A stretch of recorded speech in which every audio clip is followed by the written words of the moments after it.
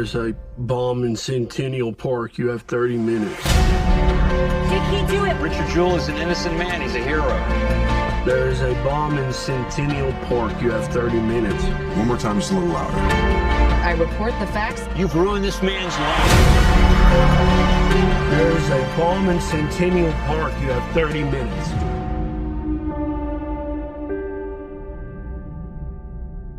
Brent Simon with M-Time. What was it about this story that you were so dogged in your pursuit of wanting to tell it? Well, I just was intrigued by it at the very beginning, reading it. I always was intrigued by it, even in the last 4 or 5 years where it's been floating out there. Always wondered why nobody had done it. And then when it came an opportunity to get it recently, I said, well, I pounced on it and said, let's do this. And fortunately, through help of other people, it all came together. And then I just think that kind of tragedy is something that should be told, because if a person's gets falsely accused, that's one thing. But if you're a hero doing a heroic deed and you're falsely accused, that's taking a lot. What elements of this story do you think will maybe most resonate with audiences who aren't familiar with Richard Jewell, or maybe even are too young to have a firsthand knowledge? I think people can easily identify with rumor and hearsay being presented as fact, especially by news organizations and maybe law enforcement. I think that that's a real issue that we're going through right now, and if anything, it's even more difficult now because of the way information is spread and shared, and how fast that information is spread and shared. This was kind of the first case study in that whole thing, going global. The beginning of the internet, the middle of the 24-hour news cycle, the home of CNN. I think that's gonna, people are gonna find this a very timely story. I also think that a lot of people reading the news today out there feel helpless about a lot of things. About their health care, about their jobs, about, and I think they can identify with the feeling of helplessness that these people felt going through this without any recourse except for, Watson Bryant, who was an old friend, and some other lawyers who joined in as well. They didn't have the funds to really fight anything. We see this happening in courts all the time.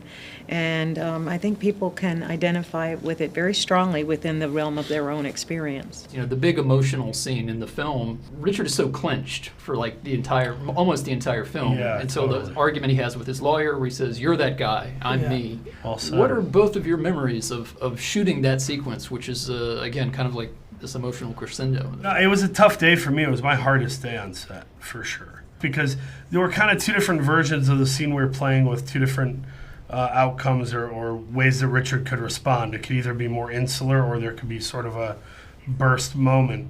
It was tough for me to find that, but I tried to just follow the truth and react to Sam in real time. And Sam was kind of pushing my buttons that day. He was kind of prodding me as if he wanted me to do the version that was.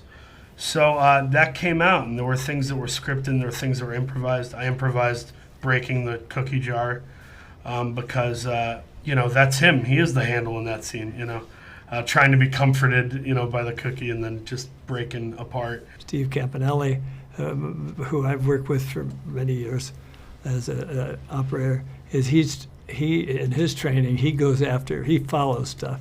He did it on his own on that one. He saw him go for it, and he grabbed the lid of the jar and he shut it down, and Campanelli just backpanned right down to it. I told him. Yeah. I told him before the take. Did you tell him? Yeah. I said, we only got one of these jars, but I'm smashing that stupid thing. Oh, well, so I said, on this last take, you better get the tilt or whatever. Yeah. See, I'm giving him more we worked together. We found it, because I just... But I just thought, that's brilliant, because it just was nice, and it worked in there. But that scene was, he had an explosive scene, and that's why I shoot, and that's why I shoot rehearsals, and I shoot first takes. I'm saying I'll shoot 10 takes if it takes that to get it, but I don't want to do it. I'm looking for it on the first time. Don't get it the first time, I'm looking for it the second time, and on and up the deal. But the main thing is, once in a while it doesn't work and you can't, but but I have more first takes that really come out nice. And if you keep everybody in the right mood and everybody's still, they can talk and enjoy themselves, but they're not, everybody's still taking the seriousness of the work. You take the work seriously, but you just don't take yourself seriously. That's the whole trick. And then, so you're ready to go, and that's why that scene worked out. I mean, he was there, he was on it, and when he left there, everybody was on it with him. And that's the way we did a lot of scenes. And they come out, they're ready to go. And the people who do 30 takes, I've never understood it. I say, what do you want in the 30th take? Is it that lousy? It's got to be draggy. I know if I had to do it myself, I'd be sitting there going, oh, I hate this scene. For our viewers, how do you sort of compare and contrast a Clint Eastwood set versus other sets you've been on? It's a dream. There's a lot of freedom. It feels very free.